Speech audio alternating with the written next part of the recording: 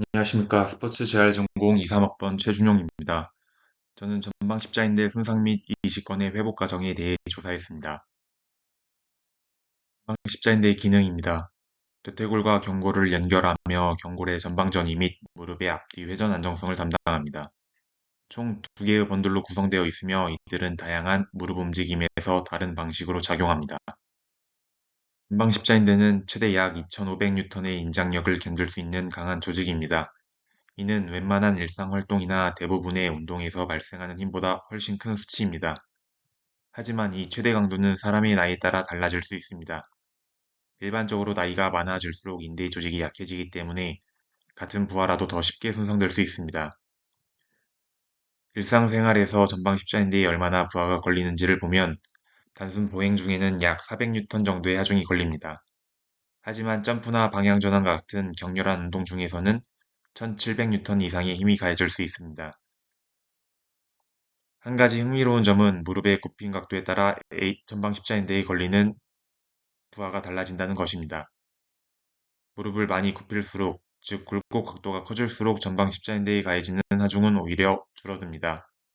따라서 재활 운동 초기에 무릎 각도를 크게 하는 게 오히려 안전할 수 있습니다. 전방 십자인대 손상은 크게 두 가지 형태로 나눌 수 있습니다. 접촉과 비접촉 손상입니다. 먼저 접촉성 손상은 전체 전방 십자인대 손상 중 약 28%를 차지합니다. 이 경우는 다른 선수나 외부 물체와의 충돌처럼 직접적인 물리적 접촉에 의해 발생합니다. 예를 들어 태클을 당하거나 무릎을 편 상태로 넘어지는 경우가 해당됩니다. 하지만 더 주목해야 할 부분은 비접촉성 손상입니다. 전체 손상의 무려 72%를 차지하는데 이 경우는 외부의 충격 없이도 스스로의 움직임에 의해 발생합니다. 전방 십자인대 손상은 남녀 모두에게 발생할 수 있지만 여성은 남성보다 전방 십자인대 손상의 위험이 최대 4배에서 8배 더 높다는 연구 결과가 있습니다. 첫 번째 이유는 골반 구조입니다.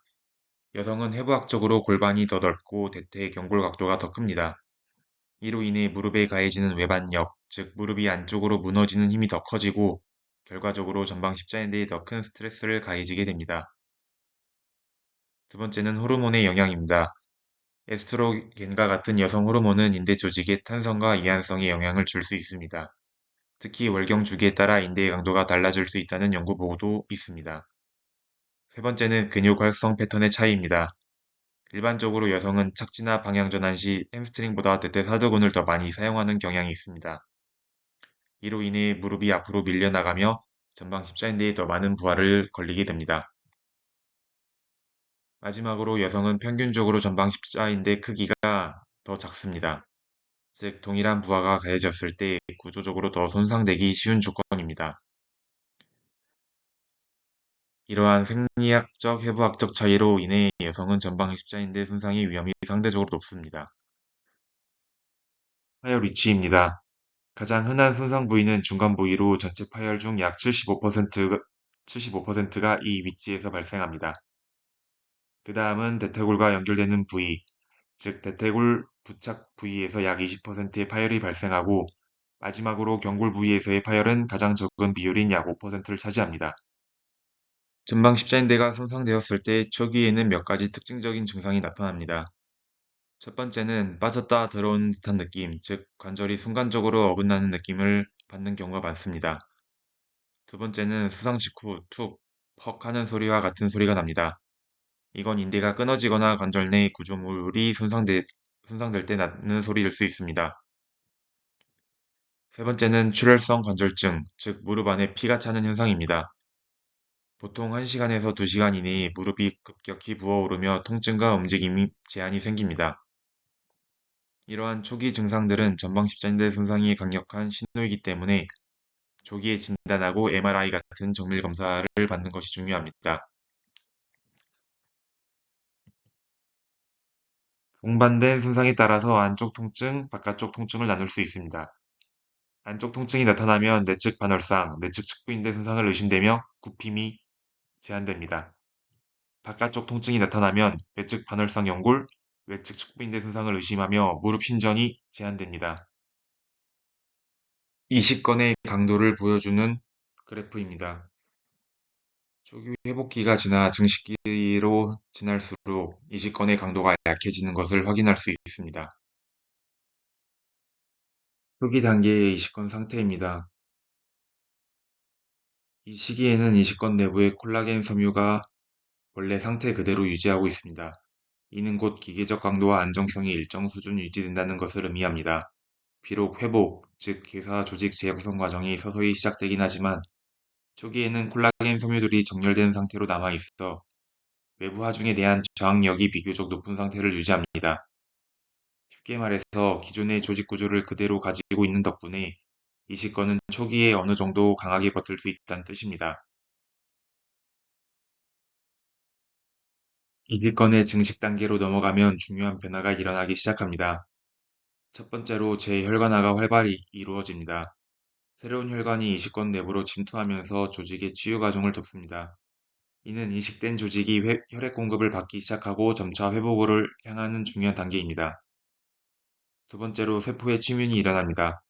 주변 조직에서 섬유화 세포와 세포의 기질이 이식권으로 스며들어 조직 재생이 시작됩니다.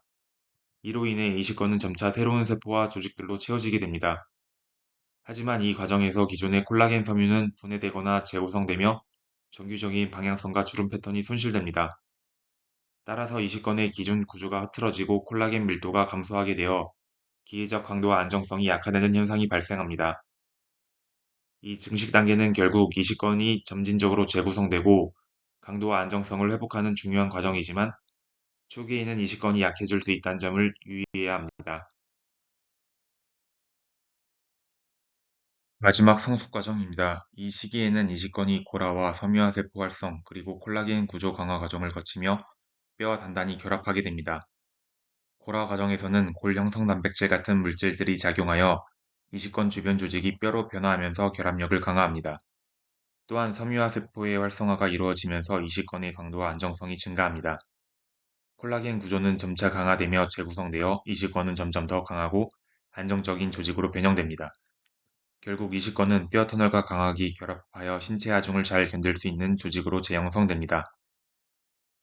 전방 십자인대 이식권은 초기의 구조를 유지하며 강도를 지키고 증식 단계에서 재생을 시작하며 일시적으로 약해졌다가 성숙 단계에서 고라와 조직 재구성을 통해 점차 강하고 안정적인 조직으로 회복됩니다.